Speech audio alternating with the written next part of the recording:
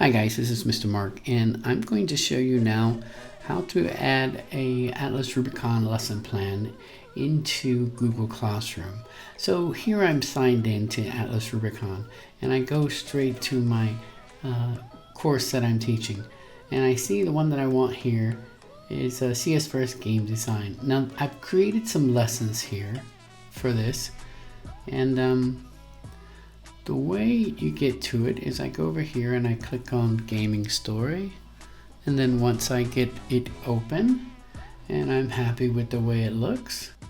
Now if you look, you can see that by this icon right here, you can see that I'm in the edit mode, and to get this to Google Classroom I need to be in the view mode, just like this.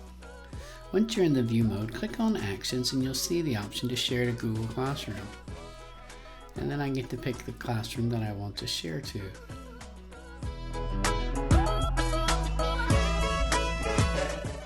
And I want to share to the grade 8 classroom, and I'm going to create an assignment. And then I'm going to click go. It immediately opens up the lesson, and all I do is type the title.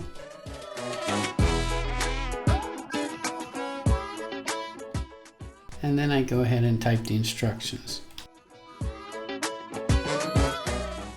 Now I'm going to show you the document real quick. We look at it. The document takes the standards that you've chosen in the unit plan and posts them at the top of the lesson. And the lesson here that I've created inside the editing mode is this one here. I think once you're happy with it, go ahead and close it. Go back to your lesson in Google Classroom that you're either going to post or you're going to save it as a draft. And in my case, I want to save it as a draft because I don't want the students to see it yet. And it's been saved. And all I have to do is open up Google Classroom and you'll see the document. It's in